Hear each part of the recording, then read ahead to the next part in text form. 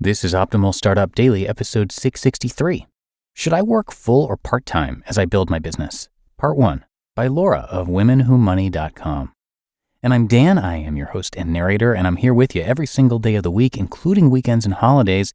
Today I've got a little bit of a longer post, and if you're a regular listener, you know that we just split those into two. So I'm going to read the first half right now and then finish up the rest for you tomorrow. So with that, let's get right to it as we optimize your life. Should I work full or part-time as I build my business? Part 1, by Laura of WomenWhoMoney.com.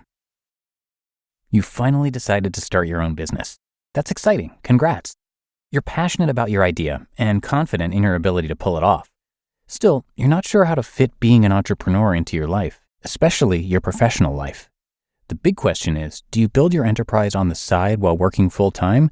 Or do you more fully commit to being self-employed and go part-time or even no time in your career? Unfortunately, the answer isn't cut and dry. A case can be made for either option depending on your situation. Don't worry though, we'll lay out what you need to consider so you can make the best decision for your circumstances. Working full-time as you grow your business. Most folks who start a business do so on the side, part-time, while they work their full-time job. Why? You probably guessed it, money. They generally don't have ample enough cash reserves to cover their living expenses for an extended period while they start their enterprise. The idea is if you keep your full-time job, you still have the income you need and are used to getting coming in. Those funds can also help you cover your startup costs, so there's less to finance. Going this route, you'll get to feel financially secure while you gauge if there's real demand for your product or service.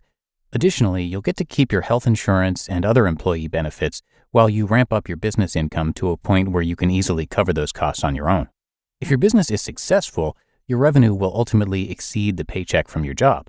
Then you can leave your career to focus on being a full-time business owner. Pitfalls of this approach.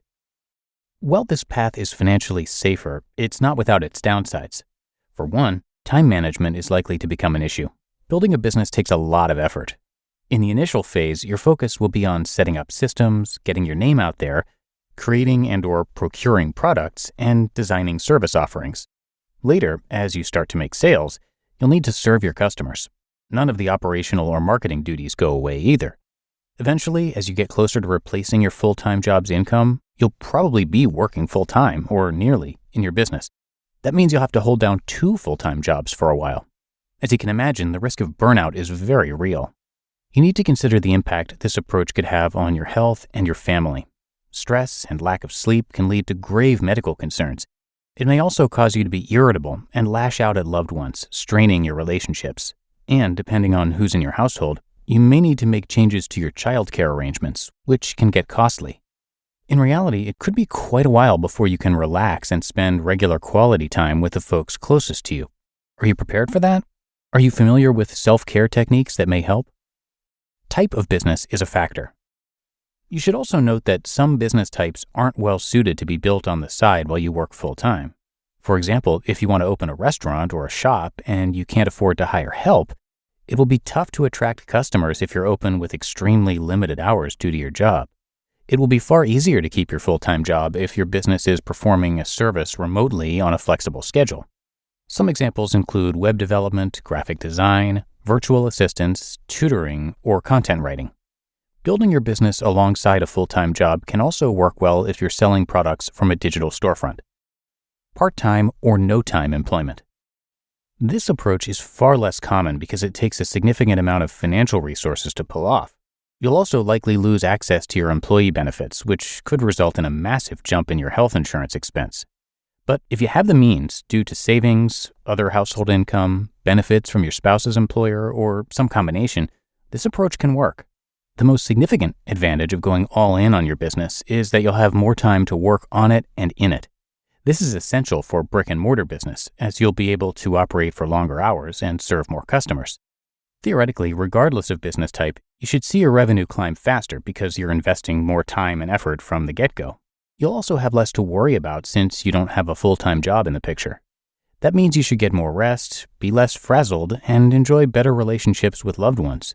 Your life can be more balanced. Pitfalls of this approach.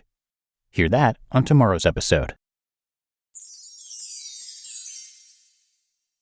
You just listened to part 1 of the post titled, Should I Work Full-Time or Part-Time as I Build My Business? By Laura of WomenWhoMoney.com. What's one of the greatest feelings as an entrepreneur? When you start building a team with people who care just as much about the dream as you do, and they have the skills to make it happen. If you want to find those people faster, you need Indeed. Indeed is the hiring platform where you can attract, interview, and hire all in one place. One of the things I love about Indeed is that it makes hiring all in one place so easy because Indeed puts you in control of what you pay. You set your must-have job requirements and only pay for the applications that meet them. There's a transparent, flat fee per application, and you can pause your job posting whenever you want. And Indeed's doing something no other job site has done. Now with Indeed, businesses only pay for quality applications matching the sponsored job description. Visit Indeed.com/startup to start hiring now. Just go to Indeed.com/startup. Indeed.com/startup. Terms and conditions apply. Need to hire? You need Indeed. And thank you to Laura, who is a team member of Women Who Money. And thanks also to Amy Blacklock and Vicki Cook. They are the co-founders of Women Who Money. They started it back in March 2018 to provide helpful information on personal finance, career, and entrepreneurial topics so that you can confidently manage your money, grow your net worth, improve your overall financial health, and eventually achieve financial independence. To check out more of their content, come visit them online at WomenWhoMoney.com, where they have great articles, of course, but also some links to directories, recommendations, a glossary, and more. Again, you can find all of that at WomenWhoMoney.com. But that's it for today. I hope you enjoyed part 1, and we'll have part 2 for you tomorrow, where your optimal life awaits.